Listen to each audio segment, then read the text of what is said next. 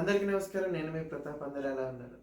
So, ఈ new ఇయర్‌కి మీరు మీ ఇంట్లో సింపుల్‌గా చేసుకోవడానికి అండ్ మీ న్యూ ఇయర్ పార్టీలో ఈ యొక్క ఐటెమ్ చేసుకోవడానికి చాలా ఈజీగా, సింపుల్‌గా ఉండే ఐటెమ్ ఒకటి తీసుకొచ్చేసాను. అదేంటంటే మన గెట్ సెట్ పానీపూరి కిట్.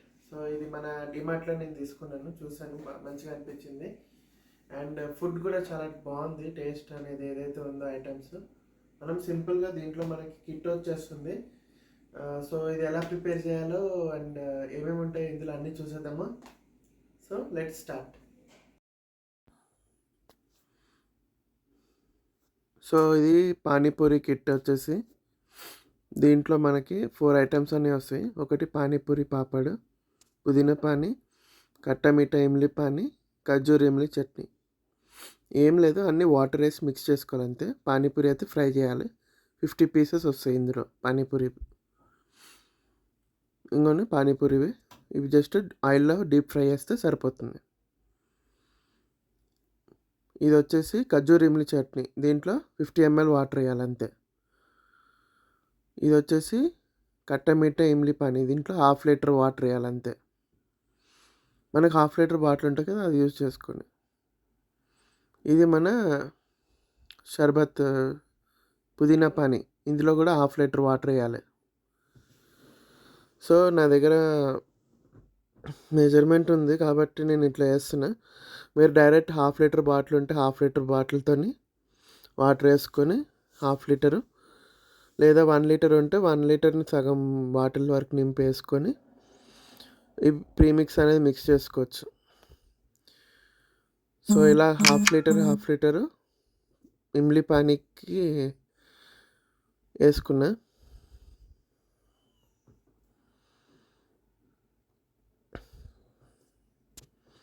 ఖర్జూర ఇమ్లీ చట్నీకి 50 ml. ఒకవేళ 50 ml ఎంత వాటర్ వెళ్తుంది అనుకుంటే ఒక టీ కప్ తీసుకొని సగం టీ కప్ వేసుకోండి, వాటర్ సరిపోతుంది.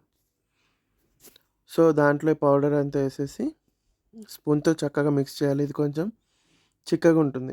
అది రెండు ఏదైతే ఉన్నాయో అవి రెండు వాటర్ లాగా ఉంటుంది. పుదీనా పానీ ఇంకా ఇమ్లీ పానీ.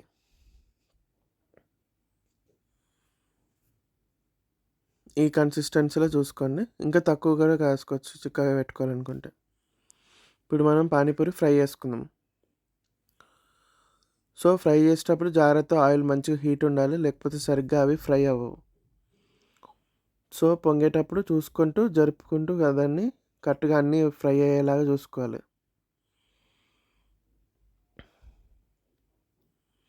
సో మంచిగా ఫ్రై అయిపోయినాయి, తీసేస్తున్నా. ఆయిల్ వేసుకొని 2 టేబుల్ స్పూన్స్ ఒక medium size onion fine chop చేసుకున్నా. ఇది కొంచెం ఫ్రై చేసుకుంటున్నా. ఇది కర్రీ కోసము. అండ్ ఇందులో ఒక మిరపకాయ ఫైన్ చాప్ చేసుకున్నా.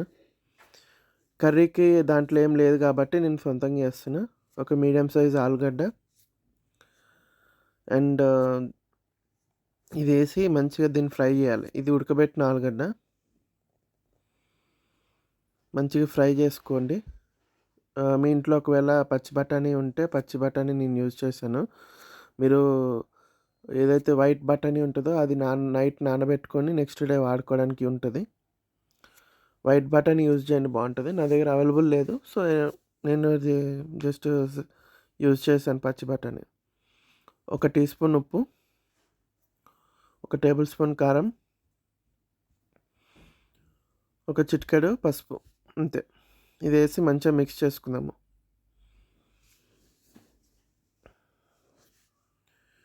యాక్చువల్ బయట అయితే పానీపూరి వాటర్ కూడా వేస్తారు కదా, నేను కూడా వేస్తాను అలాగే. మీరు వైట్ బటన్ యూజ్ చేస్తే ఇంకా బాగుంటుంది. మీరు వైట్ బటన్ యూజ్ చేయండి, బెటర్.